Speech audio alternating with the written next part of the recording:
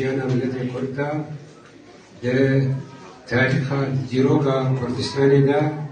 ڕۆژە میلادا بەرزانی دەمێر بابێ دەتەوە کورد ژیانە بەرزانیە گوزینەی نیف قارنی بەردەوام کردیا ji kar û berxwedanê hinca mucelledat karibin hinekî wekit bê mafî berzanî bidîne.